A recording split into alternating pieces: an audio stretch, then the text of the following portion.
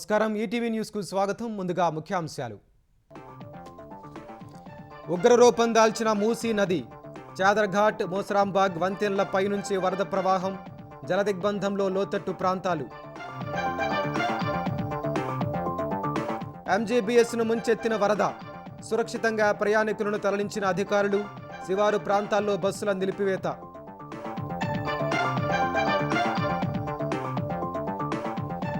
సామాజిక న్యాయమే లక్ష్యంగా 42% బీసీ కోట రాజ్యాంగబద్ధంగా జీవో జారీ చేసినట్లు సర్కార్ వెల్లడి న్యాయ పోరాటానికి సిద్ధంగా ఉండాలన్న సీఎం నేడు స్థానిక సంస్థల రిజర్వేషన్లు ప్రకటించనున్న ప్రభుత్వం ఎస్ఈసీ కీలక సమావేశం 1-2 రోజుల్లో ఎన్నికల షెడ్యూల్ శాసనసభలో కొందరు ఎమ్మెల్యేల తీరుపై చంద్రబాబు అసహనం వ్యక్తిగత అజెండాలతో వివాదాస్పద వ్యాఖ్యలు చేయటంపై ఆగ్రహం తీరు మార్చుకోవాలని హెచ్చరిక ఆపరేషన్ సింధూర్తో ఉగ్ర సంస్థలకు దడ ఆఫ్ఘాన్ సరిహద్దులకు కీలక స్థావరాల తరలింపు ప్రభుత్వానికి నిఘా వర్గాల నివేదిక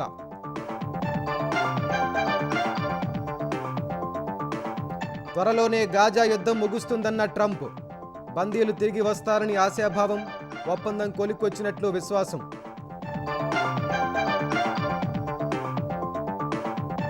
ఆసియా కప్ చివరి సూపర్ 4లో లంకపై భారత్ జయభేరి సూపర్ ఓవర్లో అర్షదీప్ అద్భుత ప్రదర్శన రేపు పాకిస్తాన్తో తుది సమరం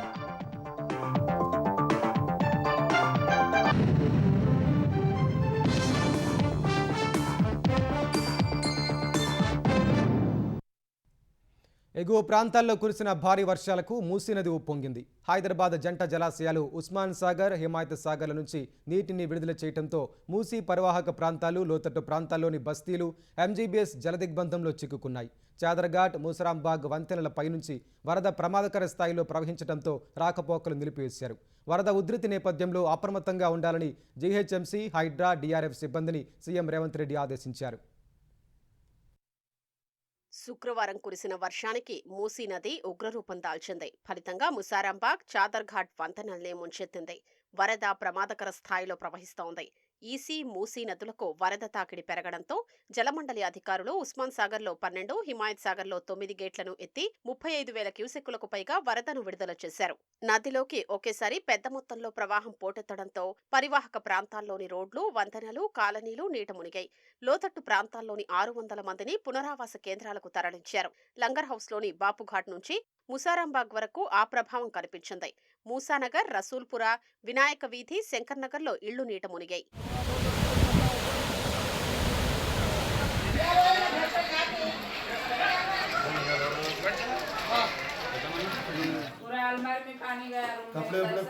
చాదర్ఘాట్ ముసారాంబాగ్ వంతెనలపై వాహన రాకపోకల్ని నిలిపేశారు మూసీ వంతెనల్ని తాకుతూ వరద ప్రవహిస్తోంది ముసారాంబాగ్లో వంతెనపై స్లాబ్ వేసేందుకు ఏర్పాటు చేసిన ఇనుప సెంట్రింగ్ కొట్టుకుపోయింది సుమారు 1.5 కోటి నష్టం వాటిల్లిందని వంతెన నిర్మాణ సూపర్వైజర్ తెలిపారు అంబేద్కర్ నగర్ బస్తీ మూసానగర్ రసూల్పురా వినాయక వీధి శంకర్ నగర్లో వరద ఇళ్లల్లోకి చేరింది ఊహించని విధంగా రాత్రి వేళల్లో వచ్చిన ప్రవాహ తాకిడికే కుటుంబాలు అల్లాడిపోయాయి నిత్యావసరాలు ఇతర సామాన్లు తడిచిపోయాయి मूसानगर विनायक विधि शंकर नगर रसूलपुरा ये पूरे परेशानी में है ये पानी जितना भी है ना पूरों में है ये पूरा यहाँ पे अब देख लो आप वहाँ पे गए सो कुछ भी नहीं पूरा सामान है खाली हम लोग एक लकड़ी है कहीं రోడ్ వేస్తున్నాము అంటే మొత్తం స్టేజింగ్ వేసినాము స్టేజింగ్ వేసిన తర్వాత అంటే ఒక 2-3 రోజులు అయితే స్లాబ్ వేసేటోళ్ళం మొత్తం కొట్టుకుపోయింది ఒక ఇంచుమించు 1-1.5 కోటి లాస్ వచ్చింది మూసీ నది బాగా పొంగి పొర్లుతుంది చాదర్ఘాట్ లోతట్టు ప్రాంతాల్లో చాలామంది ఇళ్లలో చిక్కపోయారని మెసేజ్ వచ్చింది ఇమ్మీడియట్గా మీరు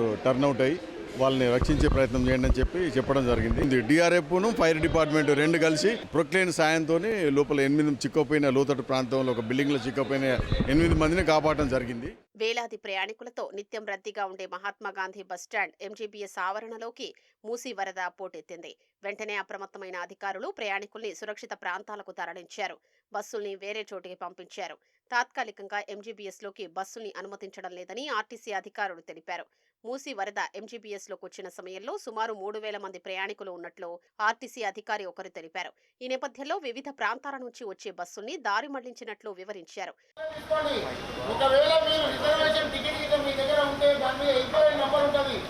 ఆ సర్వీస్ నెంబర్ చెప్పి ఎల్పినే నెంబర్కి చేస్తే డ్రైవర్ గారి నెంబర్ ఇస్తారు. ఆ బస్సు ఎక్కడ ఉందో చెప్తారు, అక్కడికి వెళ్ళండి, ఎక్కండి, ఇబ్బంది పడకండి, కారు పట్టుకొని నడవండి, మా వల్ల హెల్ప్ తీసుకోండి కొద్దిగా ప్లీజ్. దయచేసి ఎవరికి ఇబ్బంది లేకుండా చేరుకోండమ్మా. అందరూ దసరా 7:30-8 గంటల ప్రాంతంలో మనకు ఈ వరద రావడం జరిగింది. వచ్చిన వెంటనే మనము స్పందించేసి ఎక్కడికక్కడ బస్సులను డైవర్ట్ చేయడము, అదేవిధంగా ఇన్గేట్లో కూడా బస్సులను లోపల రానియకుండా చేసి ఈ బస్సులన్నింటినీ ఇన్గేట్ ద్వారా బయటికి పంపించడము, ప్యాసింజర్స్ని కూడా ఎక్కడికక్కడ మైక్ సెట్లు అనౌన్స్ చేసేసి బయటికి పంపించడం చేయడం జరిగింది. దానికి తగ్గట్టుగా మేము వెంటనే స్పందించి పోలీస్ వాళ్ళతోటి, అదేవిధంగా మన డిఆర్ఎఫ్ టీం తోటి, హైడ్రా టీం వాళ్ళతో కోఆర్డినేట్ చేసుకొని ప్రయాణికుల్ని సురక్షిత ప్రాంతాలకు పంపించడం జరిగింది. ఖమ్మం, నల్గొండ, మిర్యాలగూడ నుంచి వచ్చే బస్సుల్ని దిల్సుఖ్ నగర్ వద్ద నిలిపేశారు. కర్నూలు, మహబూబ్ నగర్ నుంచి వచ్చే బస్సులో ఆరాంఘర్ వరకు పరిమితం చేశారు. వరంగల్, హనుమకొండ నుంచి వచ్చే బస్సుల్ని ఉప్పల్ వద్ద, ఆదిలాబాద్, కరీంనగర్, నిజామాబాద్ నుంచి వచ్చే బస్సుల్ని జేబీఎస్ వద్ద నిలిపివేశారు. అటు బంగాళాఖాతంలో వాయుగుండం ప్రభావంతో తెలంగాణలోని పలు జిల్లాల్లో రోజంతా వానలు కురుస్తూనే ఉన్నాయి. ఇప్పటికే చెరువులు అలుగుపారుతుండగా అధిక వర్షాలకు తెగిపోతాయనే గుబులు మొదలైంది. నిజామాబాద్ జిల్లా ఆర్మూర్లో వర్షానికి ఆరబెట్టిన మొక్కలు తడిచిపోయాయి. మెదక్ జిల్లా ధర్మసాగర్లో ట్రాన్స్ఫార్మర్పై పిడుగుపడి సమీప రైస్ మిల్లులో షార్ట్ సర్క్యూట్ జరిగింది. సామగ్రి ధ్వంసమవడంతో పాటు ధాన్యం కాలి బూడిదైంది. వనదుర్గ ఆనకట్ట వద్ద ప్రవాహ పరిస్థితిని పరిశీలించిన మెదక్ కలెక్టర్ రాహుల్ రాజ్ మంజీరా, హల్దీ పరివాహక ప్రాంతాల ప్రజలు వాగుల్లోకి వెళ్లొద్దని హెచ్చరించారు. రంగారెడ్డి జిల్లా శంకరపల్లి మండలంలో పంటలన్నీ నీట మునిగాయి. వికారాబాద్, కోటిపల్లి ప్రాంతాల్లో మూసి ఉధృతంగా ప్రవహిస్తోంది. టంగుటూరు, మోకిల, పొద్దుటూరు, పిల్లిగుండ్ల మధ్య రాకపోకలు నిలిచిపోయాయి. సంగారెడ్డిలో రోడ్లపై గొంతులు పడ్డాయి. రంగారెడ్డి జిల్లా తాళ్లపల్లిలో అత్యధికంగా 10.5, షాబాద్లో 10, గద్వాల జిల్లా ఐజా, మల్దకల్లో 9 సెంటీమీటర్ల వర్షపాతం నమోదైంది. అధిక వర్షాల దృష్ట్యా ఆర్ఎండ్బి ఇంజనీర్లు అప్రమత్తంగా ఉండాలని రోడ్లు, భవనాల శాఖ మంత్రి కోమటిరెడ్డి వెంకటరెడ్డి సూచించారు. వాగులు పొంగే చోట వాహనాలను దారి మళ్లించాలని, హెచ్చరిక బోర్డులు ఏర్పాటు చేయాలని, రోడ్లకు తాత్కాలిక మరమ్మతులు తక్షణం చేపట్టాలని నిర్దేశించారు. విద్యుత్, రెవెన్యూ, పోలీస్ శాఖలతో సమన్వయం చేసుకోవాలని సూచించారు.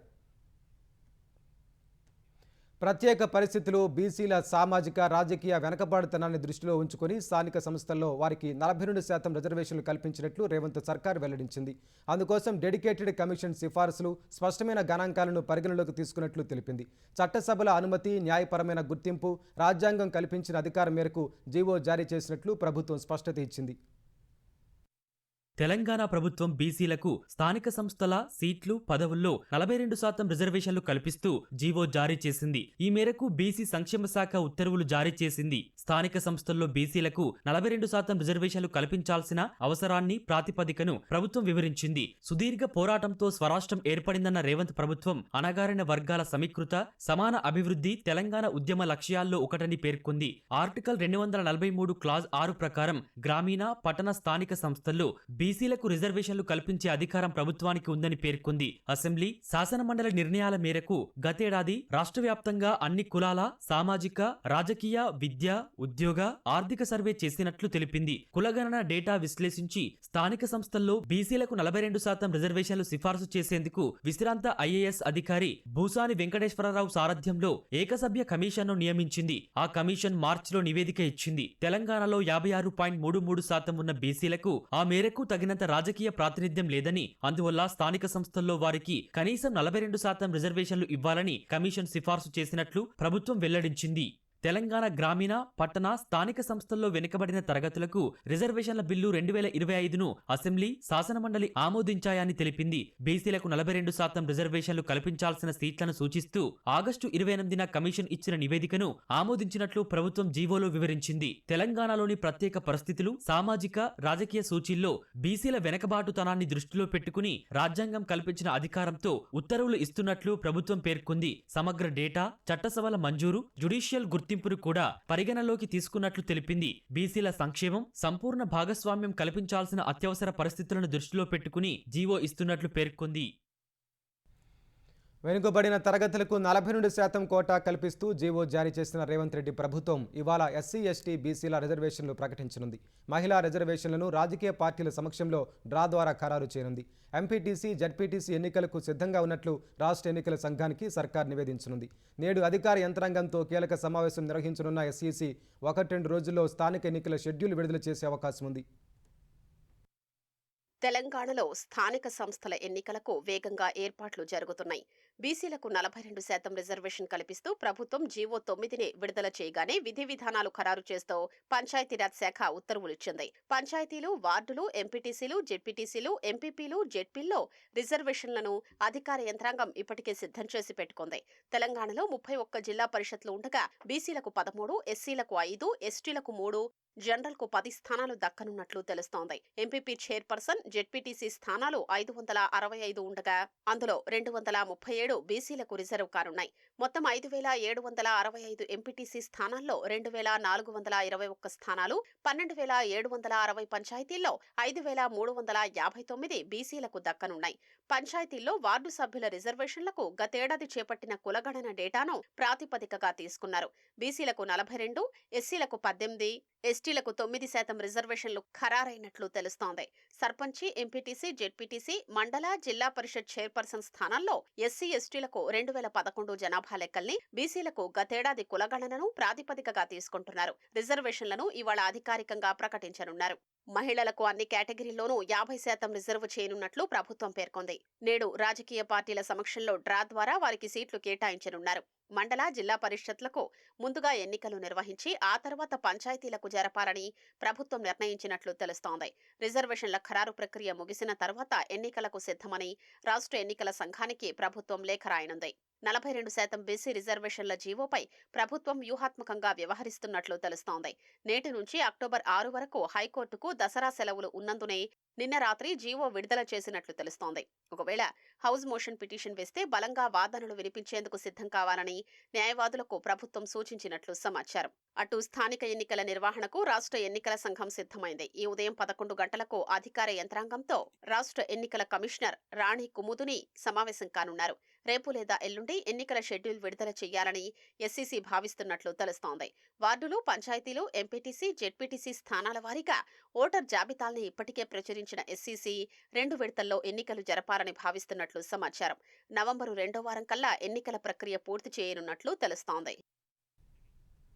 గ్రూప్ 1 విజేతలకు సీఎం రేవంత్ రెడ్డి ఇవాళ నియామక పత్రాలు ప్రదానం చేయనున్నారు. హైదరాబాద్ శిల్పకళా వేదికలో జరిగే కార్యక్రమంలో 562 మందిని నియామక పత్రాలు అందుకోనున్నారు. 2022లో 503 పోస్టులకు గ్రూప్ 1 నోటిఫికేషన్ వెలువడగా వేరువేరు కారణాలతో పరీక్షలు పలుమార్లు రద్దయ్యాయి. 2024 ఫిబ్రవరిలో రేవంత్ సర్కార్ మాజీ ఐఏఎస్ బుర్రా వెంకటేశం ఆధ్వర్యంలో కొత్త కమిషన్ ఏర్పాటు చేసింది. మరో 60 పోస్టులు పెంచి 563 ఉద్యోగాలకు గ్రూప్ 1 కొత్త నోటిఫికేషన్ విడుదల చేసింది. గతేడాది మార్చి, అక్టోబర్లో ప్రిలిమ్స్, మెయిన్స్ నిర్వహించిన టీజీపీఎస్సీ ఈ ఏడాది మార్చి 30న ర్యాంకులు ప్రకటించింది. కొందరు అభ్యర్థులు హైకోర్టును ఆశ్రయించగా సింగిల్ బెంచ్ వారికి అనుకూలంగా తీర్పు ఇచ్చింది. టీజీపీఎస్సీ ఆ తీర్పును సవాల్ చేయగా డివిజన్ బెంచ్ స్టే ఇచ్చింది. దీంతో ఈ నెల 24 అర్ధరాత్రి టీజీపీఎస్సీ గ్రూప్ 1 ర్యాంకులను ప్రకటించింది. శాసనసభలో టీడీపీ ఎమ్మెల్యేలు కొందరు వ్యక్తిగత అజెండాలతో వివాదాస్పద వ్యాఖ్యలు చేస్తూ ప్రభుత్వాన్ని ఇబ్బంది పెట్టేలా వ్యవహరించడం, ఇష్టానుసారం మాట్లాడటంపై ముఖ్యమంత్రి చంద్రబాబు ఆగ్రహంతో ఉన్నారు. శాసనసభలో ఏం మాట్లాడాలో తెలియదంటూ పార్టీ ఎమ్మెల్యేలకు బొజ్జల సుధీర్ రెడ్డి, కోన రవికుమార్లకు క్లాస్ పీకినట్లు తెలిసింది. అసెంబ్లీ అనుకుంటున్నారా, పార్టీ సమావేశం అనుకుంటున్నారా అంటూ సీఎం తీవ్ర అసహనం వ్యక్తం చేసినట్లు సమాచారం. ముఖ్యమంత్రి చంద్రబాబు కొందరు మంత్రుల దగ్గర సభలో కొందరు సొంత పార్టీ ఎమ్మెల్యేలు వ్యవహరిస్తున్న తీరును ప్రస్తావిస్తూ తీవ్రంగా మండిపడ్డారు. సభ వాయిదా పడ్డాక తనను కలిసేందుకొచ్చిన ఎమ్మెల్యేలు కూన రవికుమార్, బొజ్జల సుధీర్ రెడ్డిలపై ఆగ్రహం వ్యక్తం చేశారు. అసెంబ్లీలో ఏం మాట్లాడాలో, ఎలా మాట్లాడాలో తెలియదా అంటూ వారిద్దరికీ ఆయన క్లాస్ తీసుకున్నారు. సభ్యులు అలా వ్యవహరిస్తుంటే పార్టీ రాష్ట్ర అధ్యక్షుడిగా వారిని నియంత్రించాలి కదా అని ఆ సమయానికి అక్కడే ఉన్న పల్లా శ్రీనివాస్కు ఆయన గట్టిగా చెప్పినట్లు తెలిసింది. మొన్న శాంతి భద్రతలపై సుధీర్ రెడ్డి తదితరులు వ్యక్తిగత అంశాల్ని ప్రస్తావిస్తూ ప్రభుత్వాన్ని నిలదీసేలా మాట్లాడడం, శాంతి భద్రతల నిర్వహణ ప్రభుత్వానికి చేతగావడం లేదన్నట్లుగా కొందరు సీనియర్ సభ్యులు వ్యాఖ్యానించడంపై సీఎం ఆగ్రహం వ్యక్తం చేసినట్లు సమాచారం. కాలుష్య నియంత్రణ మండలి వ్యవహారంలో ప్రభుత్వాన్ని ఇరుకున పెట్టేలా బొండా ఉమామహేశ్వరరావు చేసిన వ్యాఖ్యలపైన సీఎం ఆగ్రహం వ్యక్తం చేసినట్లు తెలిసింది. పార్టీ ఎమ్మెల్యేలు కొందరు గీత దాటి మాట్లాడుతున్నారని ఆయన మండిపడ్డారు. ప్రజల సమస్యల గురించి చర్చించాల్సిన చోట వ్యక్తిగత అంశాల ప్రస్తావనేంటి అంటూ ఆగ్రహం వ్యక్తం చేసినట్లు తెలుస్తోంది. ఓసీఐ బదిలీ గురించి సుధీర్ రెడ్డి సభలో ప్రభుత్వాన్ని తప్పుబడుతూ మాట్లాడడమేంటని నిలదీసినట్లు సమాచారం. అధికార పార్టీ సభ్యులనుకుంటున్నారా, ప్రతిపక్ష సభ్యులనుకుంటున్నారా అంటూ సీఎం ఒకంత అసహనానికి గురయ్యారు. ఎంతో సీనియారిటీ ఉన్న సభ్యులు కూడా పరిధిలో దాటి వ్యవహరించడం ఏమిటని తీవ్ర ఆగ్రహం వ్యక్తం చేసినట్లు తెలిసింది. టీడీపీ శాసనసభాపక్ష సమావేశం పెట్టారని, సభ్యులకు అక్కడే గట్టిగా చెప్తారని ఆయన ఆదేశించినట్లు సమాచారం. ఇవాళ సాయంత్రం వరకు శాసనసభ సమావేశం ఉండడం, ముఖ్యమంత్రి వేరే కార్యక్రమాల్లో పాల్గొనాల్సి ఉండడంతో సమావేశం నిర్ణయాన్ని విరమించుకున్నారు. తాను వివిధ కార్యక్రమాల్లో పాల్గొనేందుకు జిల్లాల పర్యటనలకు వెళ్లినా సభలో ఎవరేం మాట్లాడుతున్నారో అన్ని తన దగ్గరున్నాయని సీఎం స్పష్టం చేశారు. సభలో ప్రతిపక్షం లేదని, మీరే ప్రతిపక్షం కంటే దారుణంగా మాట్లాడుతున్నారంటూ మండిపడినట్లు తెలిసింది. తాను రోజుకు 15 గంటల పాటు ఎందుకు కష్టపడుతున్నారని ప్రశ్నించారు. 5 ఏళ్ల వైసీపీ ప్రభుత్వంలో జరిగిన విధ్వంసం నుంచి రాష్ట్రాన్ని పునర్నిర్మించాలని, అభివృద్ధి చేయాలని శ్రమిస్తున్నారని తేల్చి చెప్పారు. ఎమ్మెల్యేలు బాధ్యత లేకుండా వ్యవహరిస్తే ఎలా అని నిలదీశారు. గత వైసీపీ ప్రభుత్వంలో ప్రజలు ఎన్ని కష్టాలు పడ్డారో తెలుసు కదా అన్న చంద్రబాబు, ఎమ్మెల్యేలు కూడా ఎన్ని ఇబ్బందులు పడ్డారో మర్చిపోయారా అని ప్రశ్నించినట్లు తెలుస్తోంది. అప్పుడింత స్వేచ్ఛగా ఉన్నారా అన్న ఆయన వైసీపీకి ప్రజలు 11 సీట్లిచ్చి ఇంటికి సాగనంపిన విషయాన్ని గుర్తు చేశారు. అధికారంలో ఉండి మనం తప్పులు చేస్తే పార్టీ మళ్లీ కోలుకోదని తేల్చి చెప్పారు. పార్టీ ఎమ్మెల్యేలకు క్రమశిక్షణ ముఖ్యమని, గీత దాటితే సహించనని ముఖ్యమంత్రి హెచ్చరించారు. ఎమ్మెల్యేలంతా విధిగా సభకు హాజరయ్యేలా చూడాలని చీఫ్ విప్ జీవి ఆంజనేయుల్ని ఆదేశించారు. కొందరు సభకు 2 గంటలు ఆలస్యంగా రావడం, మధ్యాహ్నం 3 గంటలకే వెళ్లిపోవడంపై ఆయన ఆగ్రహం వ్యక్తం చేశారు. ఎమ్మెల్యేలు సభ మొదలవడానికి 5 నిమిషాల ముందే ఉండాలని, సభ ముగిసిన తర్వాతే వెళ్లాలని స్పష్టం చేశారు. అసెంబ్లీ ఒక దేవాలయమని, సభ్యులంతా క్రమశిక్షణతో మెలగాలని సీఎం హితబోధ చేశారు. వారు సమయపాలన పాటించేలా చూడాల్సిన బాధ్యత విప్లదేనని తేల్చి చెప్పారు. ఇంతమంది ఉండి ఏం చేస్తున్నారని విప్లపై ఆగ్రహం వ్యక్తం చేసిన సీఎం ఎమ్మెల్యేలకు గట్టిగా చెప్పాలని ఆదేశించారు. ఆపరేషన్ సింధూర్ తర్వాత పాకిస్తాన్లోని ఉగ్రవాద సంస్థలు తమ అడ్డాలను ఆఫ్ఘనిస్తాన్ సరిహద్దులకు మార్చినట్లు తెలుస్తోంది.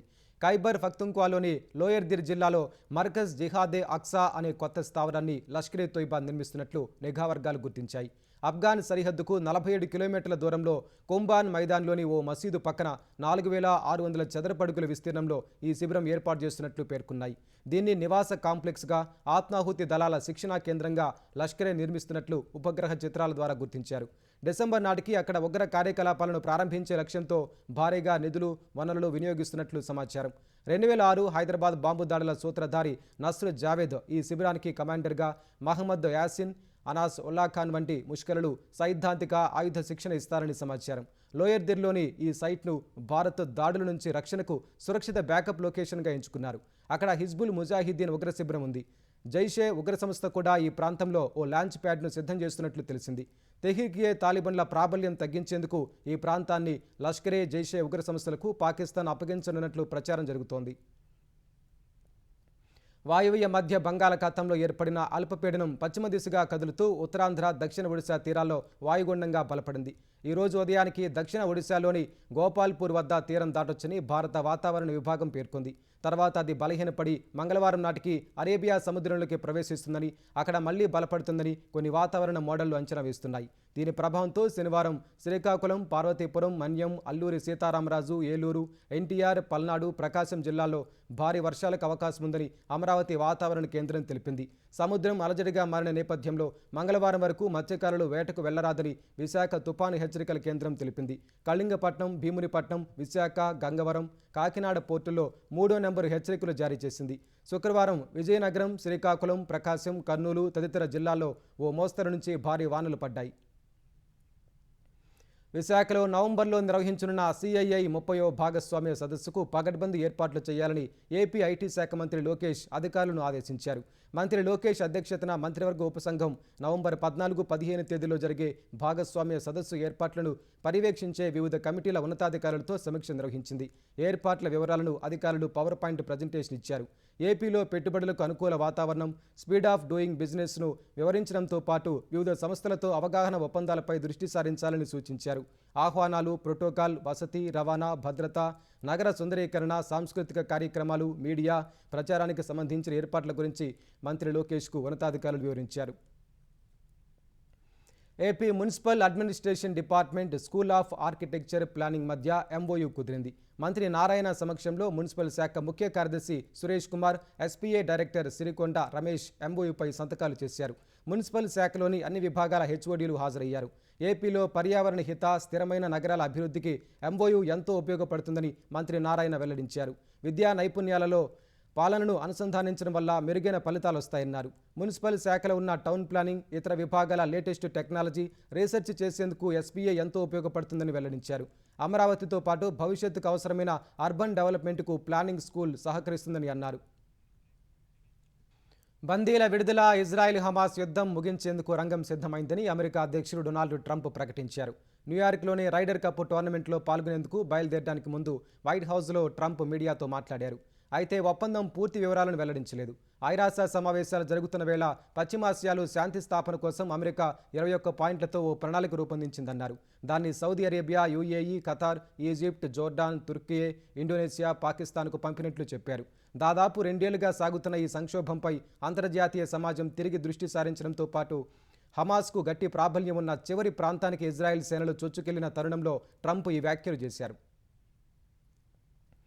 గాజా మారణ హోమంపై ప్రపంచ దేశాలు నిరసిస్తున్న వేళ ఐక్యరాజ్యసమితి సర్వసభ్య దేశాల్లో సమావేశాల్లో ఆసక్తికర సన్నివేశం చోటు చేసుకుంది. ఇజ్రాయెల్ ప్రధాని బెంజమిన్ నెతన్యాహు ప్రసంగించేందుకు సిద్ధమవుతుండగా అనేక దేశాల ప్రతినిధులు వాకౌట్ చేశారు. ఖాళీ కుర్చీల మధ్య ఆయన ప్రసంగించగా అమెరికా సహా పలు దేశాల ప్రతినిధులు మద్దతు పలికారు. హమాస్కు వ్యతిరేకంగా చేపట్టిన గాజా ఆపరేషన్ను పూర్తి చేస్తామని ఇజ్రాయెల్ ప్రధాని నెతన్యాహు ధీమా వ్యక్తం చేశారు. ది కర్స్ పేరుతో రూపొందించిన మ్యాప్ను ప్రదర్శించారు.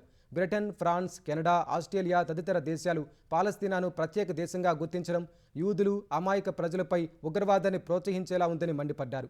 నెతన్యాహు ఐరాస ప్రసంగం గాజా పౌరులకు వినిపించే విధంగా ఇజ్రాయెల్ లౌడ్ స్పీకర్లను ఏర్పాటు చేసింది. ఆసియా కప్లో భాగంగా శ్రీలంకతో జరిగిన మ్యాచ్లో భారత్ సూపర్ ఓవర్లో విజయం సాధించింది. నామమాత్రపు పోరులో టాస్ ఓడి మొదట బ్యాటింగ్ చేసిన టీమిండియా 20 ఓవర్లలో 5 వికెట్ల నష్టానికి 202 పరుగులు చేసింది. అభిషేక్ శర్మ మరోసారి అద్భుత ఇన్నింగ్స్తో ఆకట్టుకున్నాడు. 31 బంతుల్లో 8 ఫోర్లు, 2 సిక్స్లతో 61 పరుగులు చేశాడు. తిలక్ వర్మ 34 బంతుల్లో 4 ఫోర్లు, 1 సిక్స్తో 49 పరుగులు, శాంసన్ 23 బంతుల్లో 1 ఫోర్, 3 సిక్స్లతో 39 పరుగులు చేయడంతో భారత్ 201 పరుగులు చేసింది. అనంతరం లక్ష్య ఛేదనకు దిగిన లంక జట్టు 20 ఓవర్లలో 5 వికెట్లు కోల్పోయి స్కోర్ను సమం చేసింది. ఓపెనర్ నిస్సాంక 58 బంతుల్లో 7 ఫోర్లు, 6 సిక్స్లతో శతకం నమోదు చేయగా కుశాల్ పెరీరా 32 బంతుల్లో 8 ఫోర్లు, 1 సిక్స్తో 58 పరుగులు చేశాడు. చివరి బంతికి 3 పరుగులు అవసరం కాగా లంక బ్యాటర్లు 2 పరుగులే తీయడంతో మ్యాచ్ టై అయింది. సూపర్ ఓవర్లో అర్షదీప్ బౌలింగ్ ప్రతాపానికి శ్రీలంక 5 బంతుల్లో 2 వికెట్లు కోల్పోయి 2 పరుగులే చేసింది. అనంతరం బ్యాటింగ్ దిగిన భారత్ తొలి బంతికే 3 పరుగులు చేసి విజయం సాధించింది. రేపు భారత్, పాకిస్తాన్ల మధ్య తుది పోరు జరగనుంది.